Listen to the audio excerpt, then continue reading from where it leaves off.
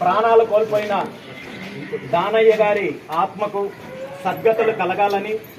అదేవిధంగా వారి కుటుంబ సభ్యులకు ఆ భగవంతుడు మనోధైర్యాన్ని ప్రసాదించాలని మనస్ఫూర్తిగా భగవంతుడిని కోరుకుంటూ, ఇది చాలా దురదృష్టకరమైన సంఘటన. ఈరోజు రాష్ట్రంలో కేవలం ఇక్కడ మాత్రమే కాదు, రోడ్డు ప్రమాదాలు ప్రతి నిత్యము సర్వసాధారణమైన పరిస్థితి అయిపోయింది. మరీ ముఖ్యంగా ఒక సెక్షన్ ఆఫ్ యూత్ డ్రగ్స్ వల్ల కావచ్చు, మరో రకంగా మారక ద్రవ్యాల వల్ల కావచ్చు, విచ్చలవిడిగా రోడ్ల మీదకొచ్చి ద్విచక్ర వాహనాలను నడుపుతూ సాధారణ ప్రజలను భయభ్రాంతులకు గురి చేసే ప్రయత్నం చేస్తుంటే, వీటిని నివారించాల్సిన ప్రభుత్వము, వీటిపైన చర్యలు తీసుకోవాల్సిన ప్రభుత్వము, డ్రగ్స్ ని అరికట్టాల్సిన ప్రభుత్వము ఇండైరెక్ట్ గా వీటిని ఎంకరేజ్ చేస్తూ ఈరోజు రాష్ట్ర వ్యాప్తంగా అనేక రకాలుగా అకారణంతో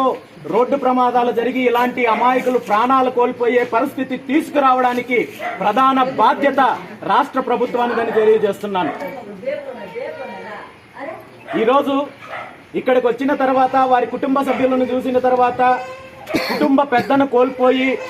వారి తల్లిగారు కావచ్చు, వారి భార్య, అదేవిధంగా చిన్న పిల్లలు భవిష్యత్తు ఏం చెయ్యాలో తెలియని పరిస్థితుల్లో వాళ్ళు ఉన్నారు. నా వంతు బాధ్యతగా బీసీవై పార్టీ తరఫున వారికి తక్షణ ఆర్థిక సహాయం అందించే పరిస్థితి కాకుండా, వారికి ఉన్న ప్రధాన సమస్యల్లో ఇల్లు కూడా లేని పరిస్థితుల్లో ఆ కుటుంబం ఉంది కాబట్టి, ఆ కుటుంబ పెద్దను కోల్పోయారు కాబట్టి నా వంతు బాధ్యతగా వారికి ఇదే ప్రాంతంలో ఇల్లు నిర్మాణం చేయించే బాధ్యత నేను తీసుకుంటున్నానని ఈ సందర్భంగా ఇలాంటి సంఘటన జరిగినప్పుడు రాజకీయాలకు అతీతంగా స్పందించాల్సిన పార్టీలు, నాయకులు, వారికి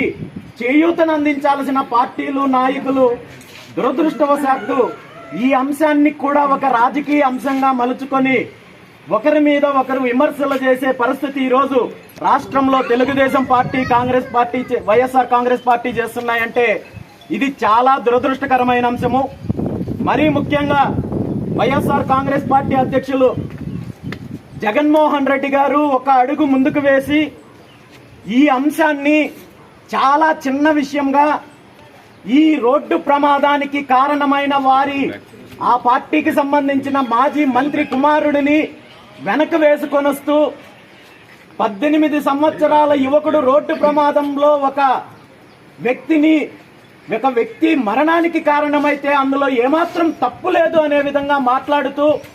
వారి కుటుంబం గురించి, బాధిత కుటుంబం గురించి తక్కువ చేసి మాట్లాడుతూ, వారికి ₹1,00,000 ఇస్తాము లేదంటే ఉద్యోగం ఇస్తామంటూ చాలా నీచంగా మాట్లాడే పరిస్థితి ఉండడం చాలా దురదృష్టకరమైన సంఘటన.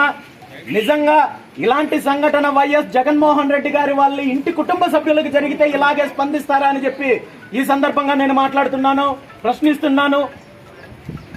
జగన్మోహన్ రెడ్డి గారికి అధికారం వస్తే భవిష్యత్తులో ఒకవేళ